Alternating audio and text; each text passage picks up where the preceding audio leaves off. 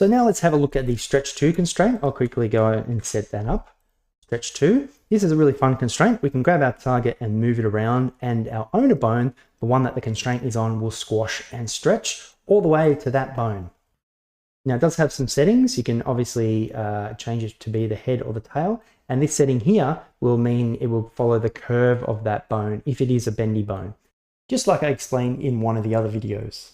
Now this setting here, the original length, this will use its rest position, although if you added this constraint when it was already kind of, when things weren't at its default state, this can kind of get out of whack. So to reset it, you just click this button here. So now you've noticed it's kind of stretched back to its original length, but I do have another problem now, because if I return this back to its default state, you'll notice that it is now squashed in its default position. When in edit mode, you can see that the default length should go all the way to the target bone. So if you hit the reset button, it will fix that length issue that I just created. Now, it's really easy for things to get out of whack with this stretch 2 constraint for two reasons. Either you've added the constraint when the target wasn't at its default position, or you already had the constraint on the bone and then you've moved things around in edit mode.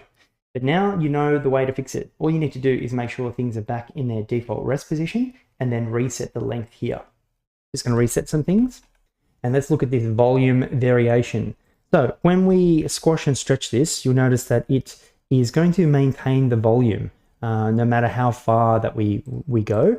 And this setting here, the volume variation, that's what this says here. If we slide this down to 0 when we squash and stretch, you'll notice that it's not going to maintain the volume at all. It's just going to scale down to that position and not kind of squash and stretch the other sides to maintain that volume. And with a setting of 1, it's going to maintain it 100%. It's going to do its best, except, well, you'll see if we get there, you got some crazy things going off into infinity. That's what the volume variation does. You can actually take this up past if you like, so it goes absolutely crazy, but that's probably not what you wanted to do. You probably just want to leave it at 1 or 0 if you want no volume variation. But in addition to that, you can actually set a minimum and a maximum. So let's say I don't want my volume to go past 0.5, and we don't want the maximum to go past, say, 2. So now when we squash, it's not going to go double the volume. So it's going to go here and then stop. Hopefully you can see that, how it squashes and then just kind of stops there. And if we stretch here, it'll do the same thing. It'll hit the halfway point and then won't change the volume past that. So that's what that does there. Now the smooth value here will decide how it eases in to those positions. So I'll try and do that again. I'll squash again. And you'll notice that it has less of a jerky stop when it gets to that maximum. That's the smooth value there. So there's a couple ways to actually turn this off if you don't want it to maintain the volume. You can turn it to 0, as I said, or you can just enable this at 1 and 1. That is the same thing as turning this to 0.